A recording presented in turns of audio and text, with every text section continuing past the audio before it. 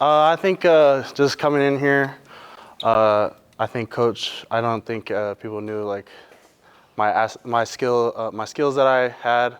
I think I was able to just showcase a little bit of my versatility in spring ball and just turn some heads. So it's been good. Still long ways to go, but definitely trying to just show people what I got. Definitely. Jaxson, why did you come to Tennessee? Why did you choose Tennessee? I knew when I hit the portal, I wanted to be a part of a really explosive defense with a lot of D-line production, and I seen that was very prominent here at Tennessee with Coach Banks' defense. But I also wanted to be a part of a great culture. I'm a really big people person. I'm a big locker room guy. So just really getting to know Coach Heupel and his staff that he's built and the players that are within this locker room, there was no better place for me.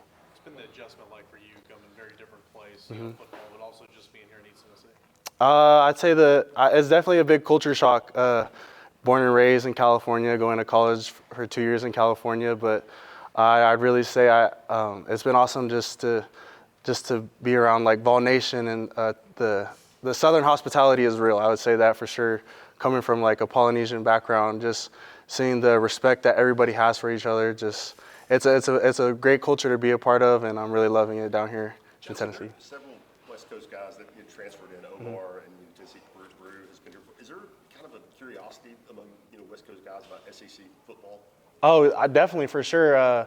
I know, speaking personally, and a lot of guys that I grew up playing with on the West Coast, we have no idea about the South or the SEC. So we always, growing up, we wanted to just represent the West Coast. But just being introduced to what the SEC and the doors that open up when you come out here, it's been a blessing. And I hope to bring some more West Coast guys out here to Tennessee for sure. Jaxson, you talked about the culture being something that you were looking at. Obviously, transfer improvements move so quickly. How could you get a gauge on Tennessee's culture on your visit? What did you see from players that were maybe here when you came, or how did you kind of pick up on that so quickly? I just really on my official, I was able to talk to some of the guys, Messiah Reddick, Keenan Peely, just really getting a feel for those guys and getting to sit down and talk to them. They kept it real with me. They told me about Coach G. Coach G is hard on everyone, but he treats everybody equally. He's just as hard as he is on the older guys as he is on the young guys. So I can respect someone that's consistent in that matter. So yeah. Did you have any relationships prior to, whether it was recruiting or any players that you might have run across in the past before you got to Tennessee? Not at all. Not at all to Tennessee at all. I mean, I played against Omar when I was at Stanford, and I know Nico through like mutual, but yeah, not really anybody, no. What have been your impressions of Nico seeing him at practice now? Oh, he's just a really humble leader. He's not a big talker guy, but he really shows it through his actions. I remember when I first got here, he reached out to me. He said if I ever needed anything, he's here for me. So just a guy of his status, he didn't have to reach out to me. So just him going the extra mile just to make me feel welcome, it meant a lot. So yeah. You're obviously joining a pretty deep group, particularly in your position. What was that consideration like for you when you were looking at Tennessee, and what's it been like playing with so many guys that have been here for 4 or 5 years? It's been a great learning experience for sure. I knew if I came here, I knew I was going to have to compete. But I know at the next level I'm going to have to compete. So I'm not afraid of competition.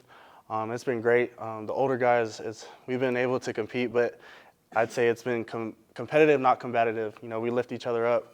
We want to do great, but we don't want anyone to do bad. So it's a great atmosphere, great environment for sure. Gardner says that you've kind of exceeded his expectations, deviating from the plan that he had for you. Have you had conversations with him on how he sees that he might utilize you, or kind of how you have deviated from the plan? I think plan is just to be ready when my name is called, really. In the season, anything can happen. So right now I'm just trying to keep my head down, progress each day, learn from the older guys, play my role, whatever that happens to be. But I'm excited. I feel like I can really help contribute to the team, so I'm excited. You talked about having not a lot of understanding of SEC football growing up.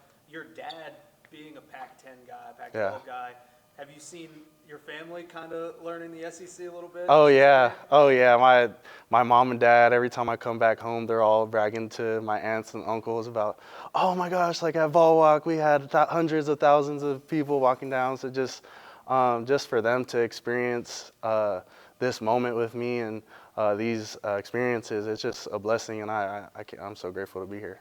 You said you knew of Nico a little Mm-hmm. bit. Did you just know of him because he was a five-star quarterback in California, Mm-hmm. or anything in addition to that? I've known Nico because we're both SoCal kids and both Samoan, so we always have like an understanding of who's who and out there in Southern California. But I've always known Nico as a baller ever since even youth football days. He's been a great player. So yeah.